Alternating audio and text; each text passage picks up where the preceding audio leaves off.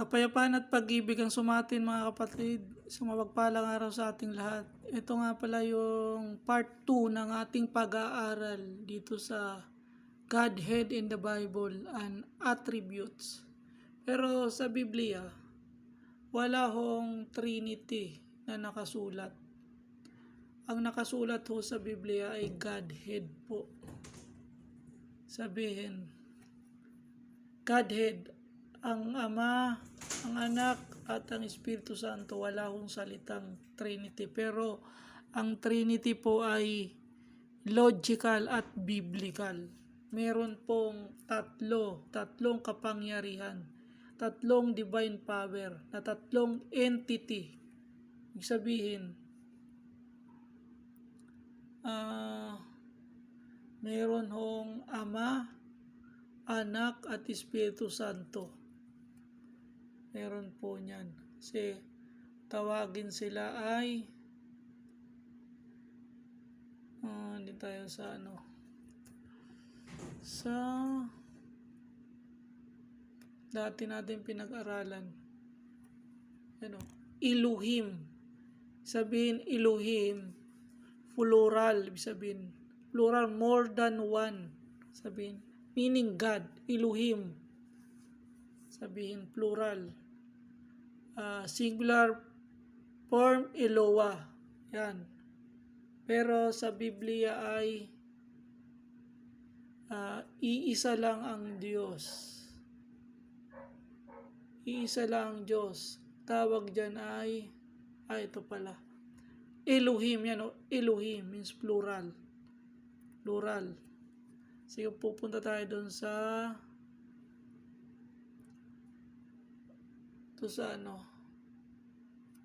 sabihin Ekad 1. Sabi sa sulat ni Moises Deuteronomy, Hear O Israel, the Lord is our God, the Lord is one. Sabihin Elohim singular,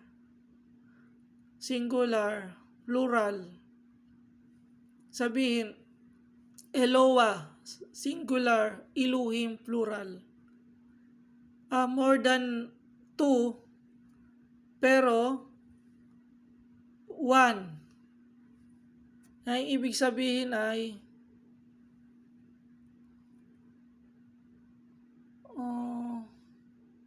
yan. Sabihin ay these three are one. These three are one. Kasi kung babasahin natin dito sa Unang Juan 5:7.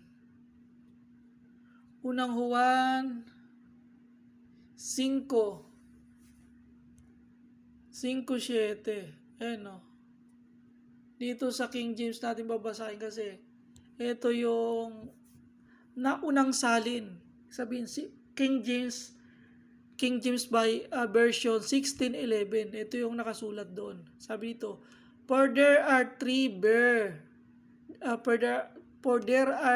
that bear in record in heaven, the Father, the Word, and the Holy Ghost, and these three are one. Sabihin,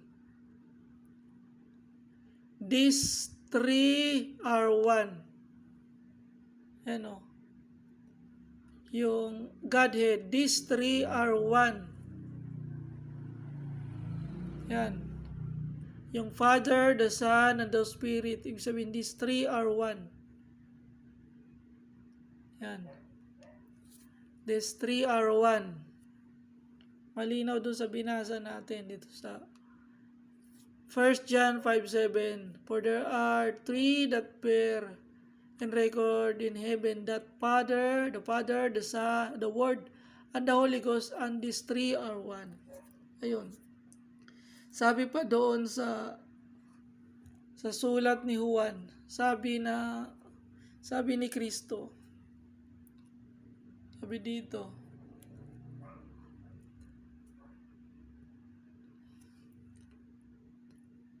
Diyan, sabi dito, highlights natin. Lagyan natin highlights.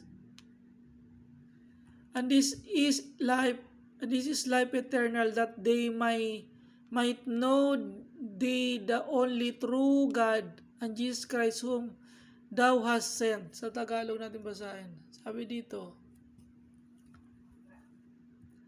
ito ang buhay na walang hanggan, na ikaw ay makilala nila na isang tunay na Diyos. Ayan o. Isang tunay na Diyos. Sino yon? O, unang Korinto 8:4 hanggang 6.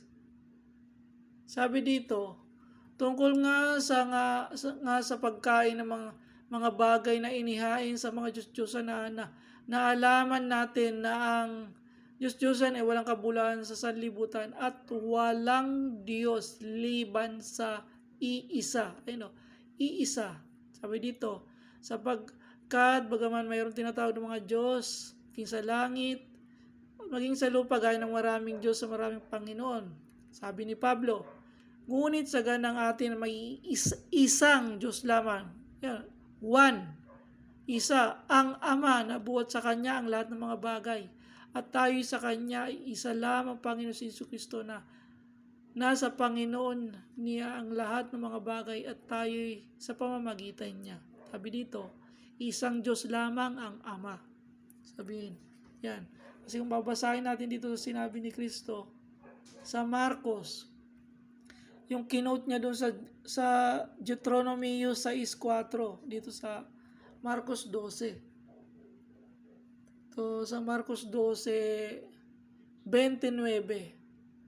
Sabi dito, at sumagot si Jesus, ang Pangulo ay pakinggan mo, O Israel, ang Panginoon nating Diyos ay Panginoon, ang Panginoon ay isa. O, sabi nga dito ng mga Paresiyo, Iskriba, yung mga pinuno. O, at sinabi sa kanya ng Iskriba sa katotohanan ng guro, ay mabuti ang pagkasabi mo na siya iisa at wala nang liban sa kanya. Kasi yun ang nakasulat sa scripture. O, basahin natin dito sa Isaias. Sa Isaias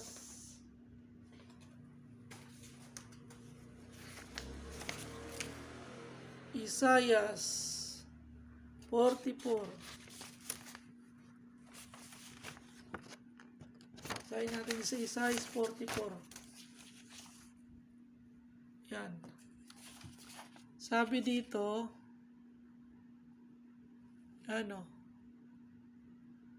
sabi dito, ganito ang sabi ng Panginoon, Hari ng Israel, at ng kanyang manunubos na Panginoon ng mga hukbo.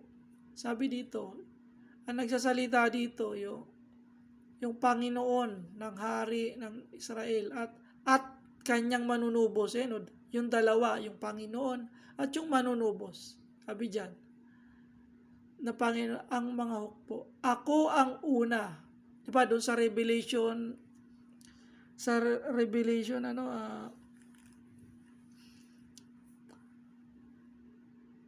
Revelation 1:17.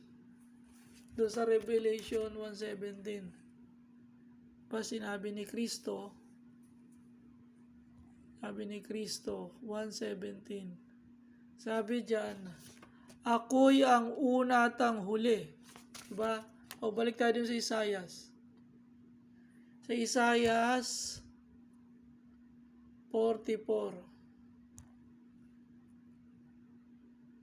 Yan, sabi diyan, ganitong sabi ng Panginoon, Hari ng Israel at ang kanyang manunubos, na Panginoon ng mga hukbo, ako ang una at ako ang huli, at liban sa akin ay walang Diyos. Pa?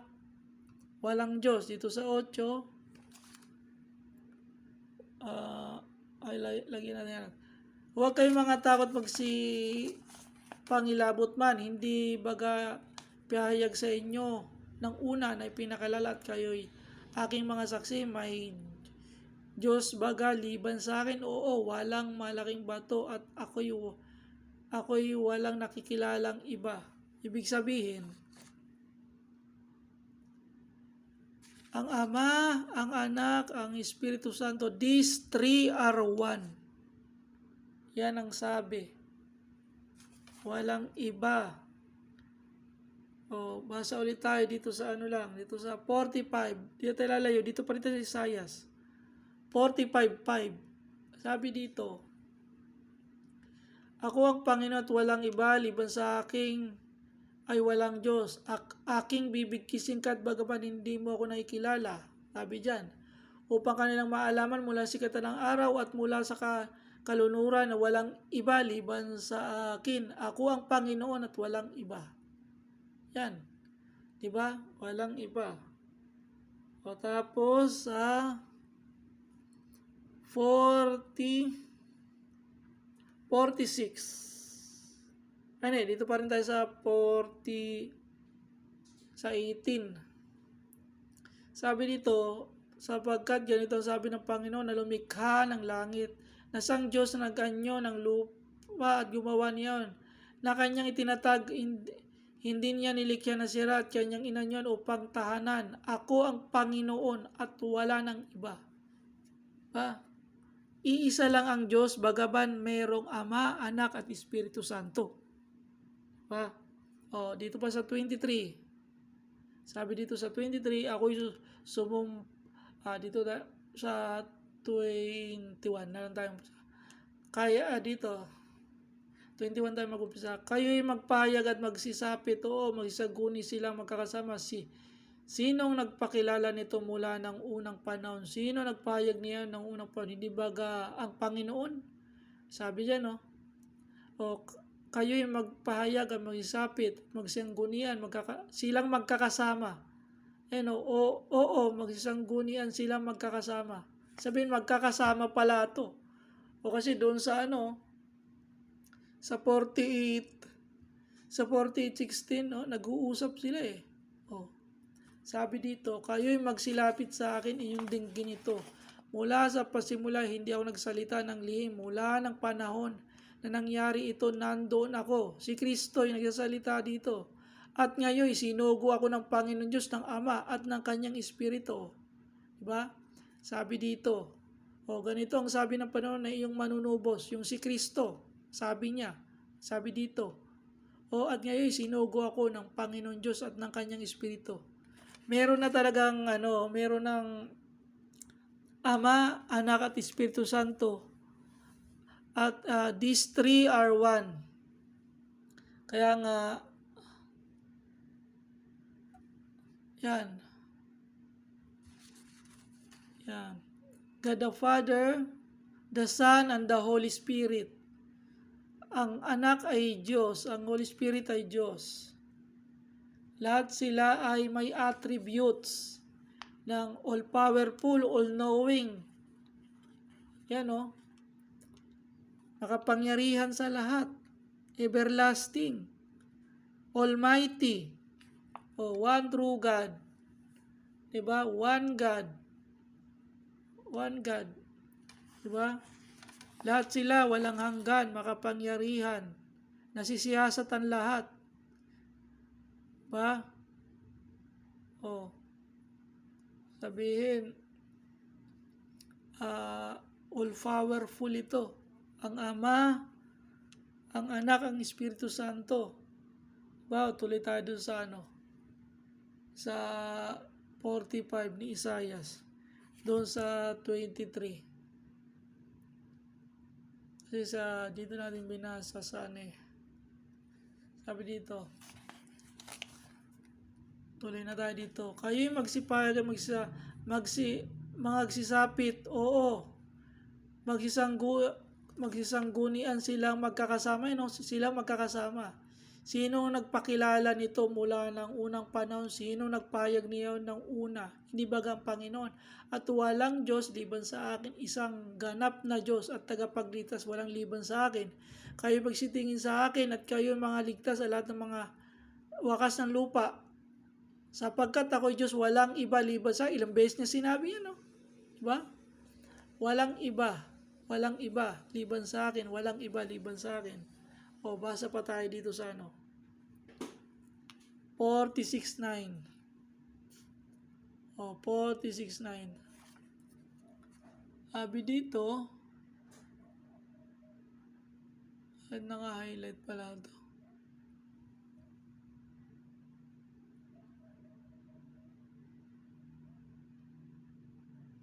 Dito basa na tayo.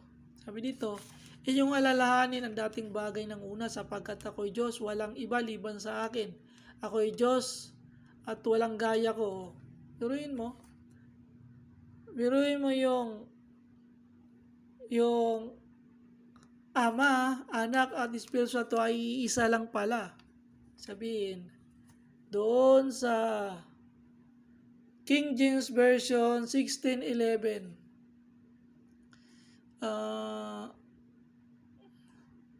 King James Version 16:11.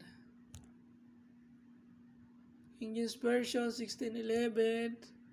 Kasi yun ang malapit na salin. And now, for there are three that bear records in heaven, the Father, the Word, and the Holy Ghost. These three are one. Are one. Ba? Napakalinaw dyan.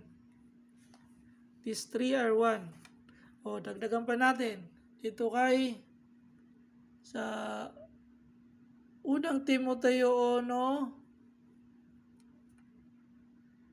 1:17. Sabi dito,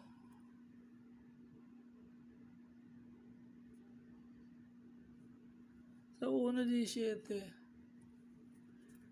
now, into the eternal, King eternal, immortal, invisible, the only wise God, be honor and glory forever and ever. Basahin natin sa Tagalog. Sabi dito, ayun natin. Ngayon, sa haring walang hanggan, walang kamatayan, di nakikita iisang Diyos. Ayun, iisang Diyos.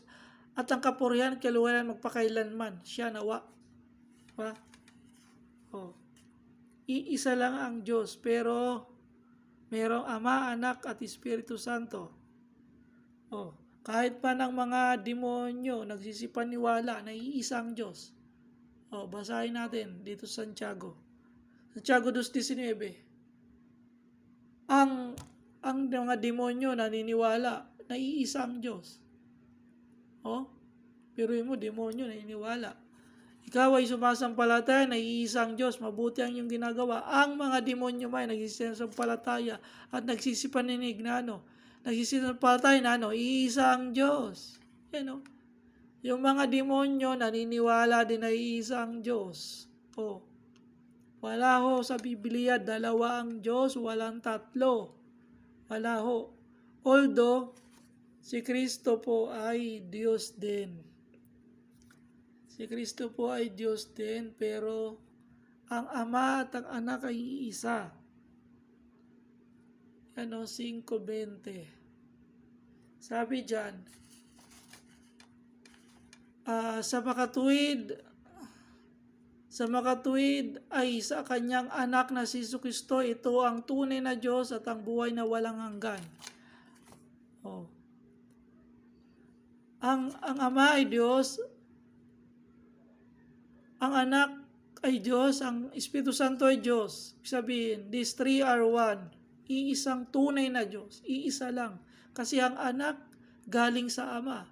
Ang Espiritu Santo galing sa Ama. Isa lang ang pinagmulan, ang Ama. Kaya nga iisang Diyos. Walang iba liban sa akin, walang gaya ko. Yan ang kasi masulat dito sa sa Kawikaan, sabi dyan, sa 34, 6, sabi dito, huwag kang magdagdag sa kanyang mga salita, baka kanyang saway ka, masundang kasinungaling. Huwag kang magdadagdag, kasi dito 5, bawat salita ng Panginoon ay subok. Subok na ibig sabihin, nakasulat na Hindi mo na pwedeng bawasan, dagdagan. Huwag ho kayong maniwala doon sa mga nangangaral na dalawa ang Diyos. Sabi dito sa Unang Juan 4:1. Sabi nito, mga minamahal, huwag kayong magpasinama sa bawat espiritu, kundi yung subukin ng mga espiritu, kundi sila'y sa Diyos. Bakit maraming sisilitaw ng mga bulaang propeta sa libutan? Sabihin, maraming mga ngaral na dalawa ang Diyos, tatlo, marami. Ang Diyos ay isa lang. Isa lang, isang Diyos lamang. Sabi ni Kristo, dito pala sa Marcos. Si Kristo na yung nagsabi na iisang Diyos. Hindi pa ba natin ito paniniwalaan? Alam natin na si Kristo ay Diyos din. Ang Espiritu Santo ay Diyos din. Pero sinabi sa Biblia, these three are one. Yan sumagot si Jesus, ang Pangulo ay pakinggan mo. O Israel, ang Panginoon nating Diyos, ang Panginoon ay iisa lang. Sinabi pa dito ng mga iskriba, at sinabi sa kanya mga iskriba, sa katotohanan ng guro, sabi kay Kristo, mabuti ang pagkasabi mo na pagkasabi mo na siya iisa at walang iba liban sa akin. Dito sa sa Juan 17:3. Di ba? Lagay natin sa English.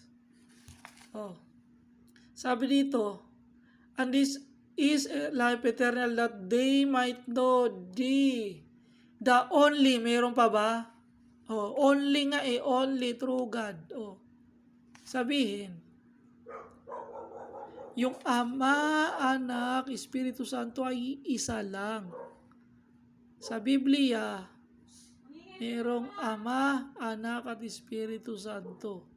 These three are one. These three are one. Ang Ama, Diyos. Ang Anak, Diyos. Ang Holy Spirit, Diyos. Kasi, pag hindi natin, huwag tayo kagad mag-conclude na dalawa, tatlo ang Diyos. Basahin muna natin ang Biblia. Ang anak buhat sa Ama. Ang Espiritu Santo galing. Basa tayo. Ito sa sa 14. Sa 14. Tingnan nyo. Dito. Dito na tayo sa 26. Sabi dito, dapat ang mga aliw sa makatuwid bagay ang Espiritu Santo na susuguin ng Ama. Susuguin ng Ama sa aking pangalan at siya magtuturo sa lahat. Sabihin, susuguin ng Ama. Saan galing yan? Dito tayo sa sa 26, 15:26. Dapat pagparito ng mga ari na aking susuguin mula sa Ama. Sa makatuwid bagay ang Espiritu ng katotohanan. Espiritu ng katotohanan, siya magpapatotoo sa akin. Si Kristo buhat sa Ama. Tingnan natin. Si Kristo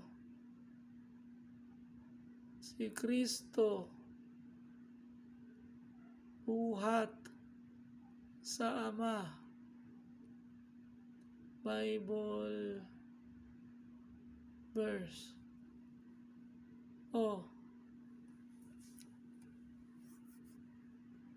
Dito sa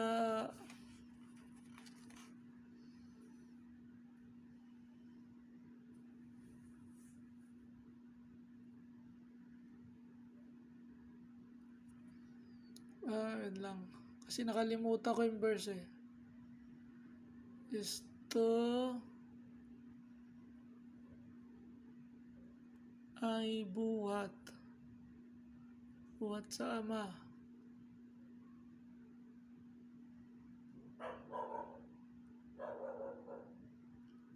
And then galing sa Ama.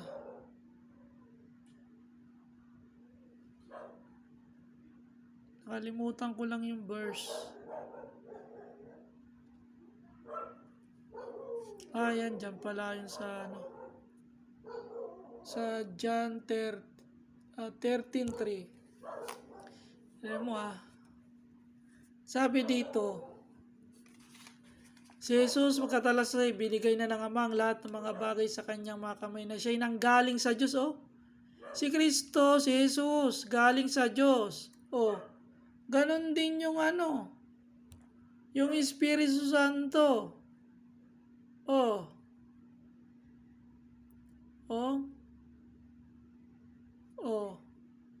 Aking susuguhin sa inyo mula sa Ama sapagkat mga Espiritu Santo. Na nagbuhat sa Ama. Nagbuhat sa Ama, galing sa Ama. Yung Espiritu Santo. So, ayan lang mga kapatid yung ating pag-aaral. Pero may part 3 pa to. Meron pa tong part 3. So, hanggang dito lang tayo mga kapatid. Kapayapaan at pag-ibig ang sumaatin sa mapagpalang araw sa ating lahat. Maraming salamat sa Diyos.